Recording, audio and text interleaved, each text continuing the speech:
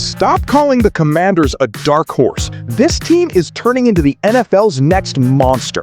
One shocking prediction has Washington on a Super Bowl collision course, but the brutal schedule and massive expectations could destroy everything.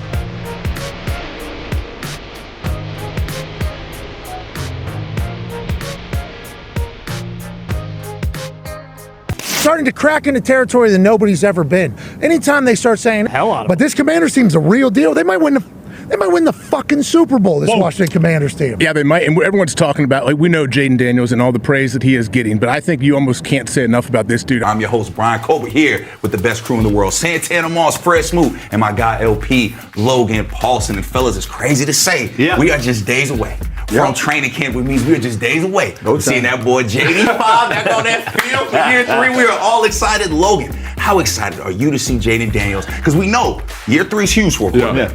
Yeah, so for me, it's like Christmas, man. That's what it feels like. It really feels like, hey, man, we're about to open presents, see what this looks like.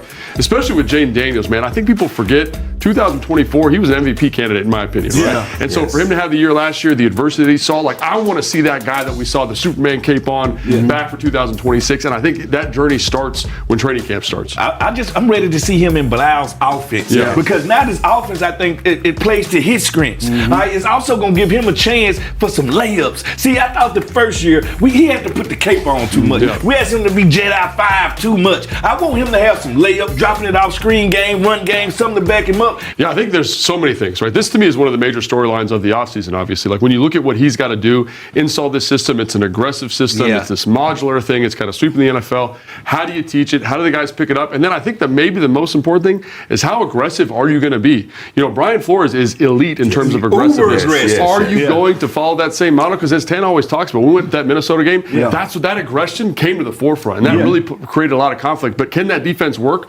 without that hyper-aggressive play caller? So many things with him and so much responsibility. Can't wait to see what it looks like. And Fred, they had to give him a big vote of confidence by the way that they just made this defense, right? There's so many different players. There's so many different groups that look different. What are you looking for most? Well, here's the thing about it. And when you get a defensive coordinator of his statue and you bring him in and don't give him any toys to play on the chest, you're not giving him a chance to show you what he really can do. But now he got those big K-Sun and Adafi Owe and all these guys up front. You bring in Tim Settles. You already got Payne. You got Ken Law. A little this, a little that. And that's what this defense is going to be. It's going to be a defense that dictates terms. And when you dictating terms on defense, that means you are organized chaos at its finest. Year 3, and I think a big part of that is not only David Blau, but the weapons that we brought in. Tan, I'm gonna start with you because you are a wide receiver, man. Who are you most excited to see when you look at those weapons that Jayden Daniels has? It's a slew of those guys, and I think for me, it's gonna be all eyes on me on Antonio Williams. I want to see this young fella take the torch. Don't wait on it to be passed down to you. Say, hey, I'm here for a reason. I'm here to be that Robin to, Terry's Batman. And I feel like there's a lot of guys that can go out there and do so, but he's going to be the guy that I'm going to be most paying attention to. Fred, what about you?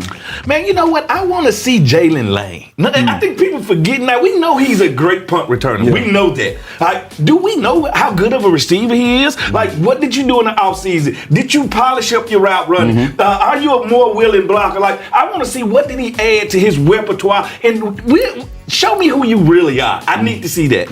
Yeah, for me, I mean, like, I'm surprised no one else said this is Terry McLaurin. And it's not for the reason, like, I know Terry can play, right? But to me, the thing that keeps coming out of these practices is like, I'm going to get all these targets. I'm going to be a bigger part of the offense. Like, how many years have we covered this team and we've wanted to see that? I want to see what David Blau brings to the table to maximize his best pass catcher, right? And insulate Jayden Daniels. And Logan, one thing that we know for sure, we're going to be fast and we are going to be violent. When you look at the pass rushers we have added for this new look defense, man, who do you see really shining during training camp? Yeah, for me, it's got to be Adafe Owe, man. I just think, again, I look at what he did in LA last year with the Chargers and just how unique he was being used. Like, he was using like a true one and he produced like a true one. And now he's going to get more opportunity like that over an 18-week season, right? That's going to be pretty exciting. And then this defense does a great job, I think, of creating one-on-ones and putting you in advantageous situations. There's times where Greenlaw last year, or the defensive end, I forget his name, but he is running straight to the quarterback in Minnesota, untouched. And getting a guy who runs a 4.3, kind of runway is fantastic. So I think scheme, athletic profile, increased production last year, it's all kind of trending in the right direction. So I expect him to have a monster year. I think K-Son will be the guy that's rewarded because Adolphe gonna get all the attention as the $100 million man, and then you got a guy at K-Son over here that I think just gonna eat. I think he's gonna eat because of that reason. But the thing with Durante Jones, the thing I love is how he schemes these pressures up to put that guy, the stud, in a position where he's gonna get a one-on-one. And when you look at this linebacker core and the depth, the versatility, all the pieces they added in this offseason, this might be the deepest linebacker core that I can remember, at least in the last 20 years, if not even longer. When you think about a Durante Jones defense, he'll have a lot of what you would consider chess pieces to deploy in this defense. You got about 6 or 7 guys that you can have that can play inside linebacker, outside linebacker, moving parts. I love the fact you were able to go out and add a Dafe Owe as an edge rusher, a Kaylavon Chason who can provide pressure off the edge, a Leo Chanel, a versatile linebacker. He can play inside, he can play outside. And obviously, the number 7 pick in Sonny Styles, a freak athlete. He's going to be a tremendous piece for this defense. And we haven't even talked about Frankie Louvu. Stop calling the Washington Commanders a dark horse. Because dark horses are teams nobody expects. But Washington is becoming something much more dangerous. A team everyone is starting to fear. One shocking prediction has pushed this conversation to another level. The Commanders are not just a team that can surprise the NFL, they might be a legitimate Super Bowl threat. But here is the problem. When expectations explode, the pressure becomes unbearable. The schedule gets harder. The mistakes become bigger. And suddenly, every weakness gets exposed. This is no longer about rebuilding. This is no longer about finding the future. This is about winning now. The question now is simple. Can Washington become one of the NFL's next monsters? Everyone talks about Jayden Daniels. Everyone talks about the superstar quarterback who looked unstoppable in 2024. But the biggest mistake people are making is focusing only on JD5. Because the real story is how much this entire team has changed around him. And that transformation starts with the most important player on the roster. Because before Washington can dream about championships, Jayden Daniels has to prove that the next version of himself is even more dangerous. Jayden Daniels entering year 3 is one of the biggest storylines in football. Because everyone remembers what happened in 2024. He was playing like a superstar. The confidence, the accuracy, the ability to make impossible plays. Washington needed him to wear the Superman cape every single week. And somehow, he delivered. But great quarterbacks cannot survive by playing superhero football forever. They need help. They need balance. They need an offense that creates easy opportunities. That is why this offseason is so important. Washington is building a system designed around Daniels' strengths. More play action. More explosive opportunities. More support around him. The goal is simple. Stop forcing Jayden Daniels to save the team. Start building a team that helps Jayden Daniels dominate. Now, the biggest question goes to David Blau. Can this new offense be installed quickly enough? Because talent is not the problem. Execution is. And if this system works, Washington could become one of the most dangerous offenses in the league. But the offense is only half the story, because the biggest transformation in Washington might be happening on defense. The Commanders did not rebuild this defense just to become better. They rebuilt it to become terrifying. This team wants aggression, pressure, chaos. They want quarterbacks to feel uncomfortable from the first snap. The defensive philosophy is clear. The defensive pressure is priceless, and the third quarter dominance is everything. Do not react to offenses. Attack them.